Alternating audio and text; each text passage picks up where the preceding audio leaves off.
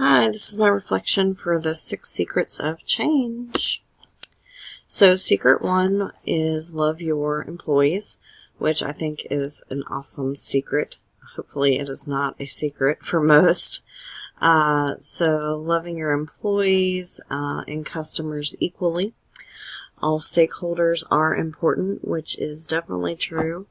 I feel like some companies, and he was even discussing this in the book, may love the customers more or the employees more, but it's very rare that we find companies that sort of have an equal share of love, if you will.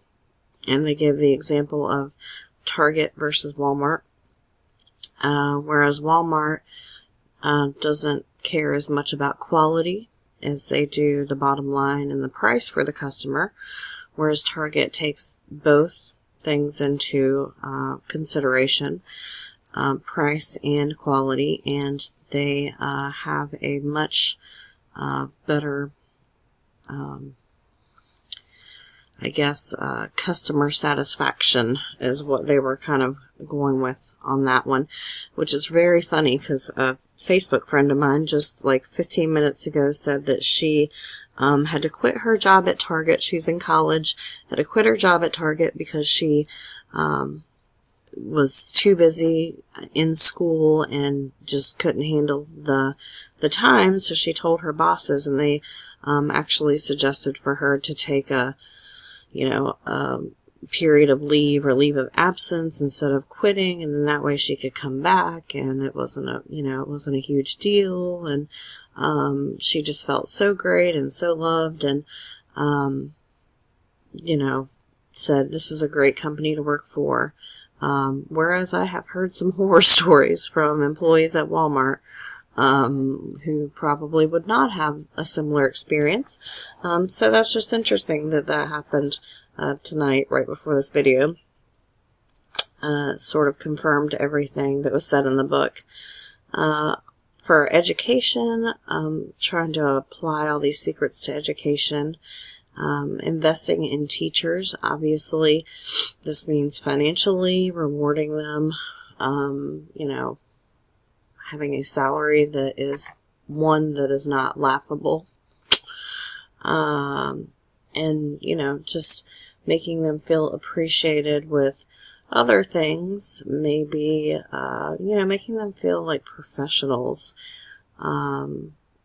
like trusted people instead of I'm gonna try to get you, or just helping them feel like a family or like they matter, or just something as simple as following up with the teacher after they've been absent to make sure that everything's going okay, or make sure they weren't sick or whatever, just little things like that.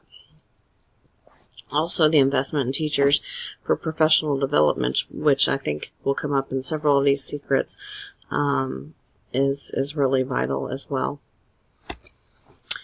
Secret 2, connecting peers with purpose. Oh, I love this secret. This is one of the big things that's coming up right now in science education, in terms of getting folks to work together instead of separately.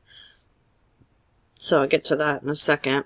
The hen experiment was one thing I pulled out of this chapter. That is a pretty famous experiment, actually, and it's great, and just really shows how suppressive some of the leader hens could be, and how without that overbearing leader, the other hens did really well and cooperative, and just worked well together to produce the most eggs. So very interesting. There's so many applications here to education. I probably could go on for like an hour, but definitely something to think about when we're talking about having educators work together and be collaborative, and not have someone singled out as the best, and you must do it this way because it's the best kind of deal. because that doesn't work for everybody. So, for education, new findings for student collaboration could come out of this chapter as well. Like I talked about with the science, we're really looking at evaluating programs that have science competitions in them, and maybe are heading towards more science collaborative experiences. Not to say that there isn't a place for competition, because there certainly is, but research has found that students actually perform tasks better and learn more from them when they're not in a competitive environment, when they're in a collaborative environment. So doing things like a robotics club versus a science competition might be the route that we're heading. So leadership, colleague collaboration with direction was stated in this chapter, which I thought was also really great, and guidance from leadership. If we just say, hey guys, here you go, PLC, or this, you've got an hour to sit here and chat. Most folks will talk about work stuff, but just like anybody or teenagers or whoever, they're going to chat about the weather or the upcoming, election or whatever the hot topic is in, social world before they really get down to working. And so we definitely, as leaders, need to guide collaborative moments for educators or for anybody for that matter. Secret 3, capacity for building prevails. I love the statement, the word that he made up, basically judgmentalism. Not having all these judgments about the folks that we're working with, the stakeholders, the employees, things like that. Just kind of leaving your own judgments out is the best way to go for that. And then not operating out of fear. He gave the example of the wards, and there was Ward A and Ward B, and, Ward A had more offenses. But then when you go and actually look at Ward B had more offenses, but no one was reporting them out of fear, which actually this does happen in education sometimes.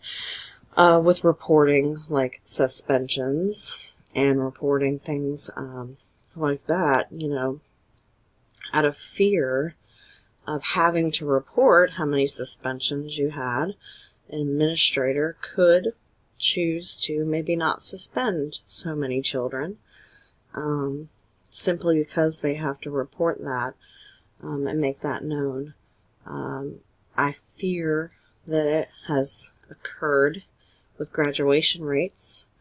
Also, that's a biggie that's reported, and the news gets a hold of that information and just takes it to a whole new level, and principals are afraid to report poor graduation rates and will pass some kids along or give a credit for one course, whereas they might not have before if they didn't have to worry about having to report those rates. But I don't know.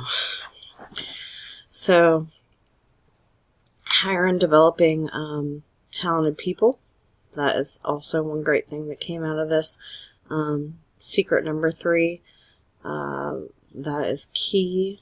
And I feel like, unfortunately, in North Carolina, having to do with salary, we really used to have a wonderful pool of very talented people.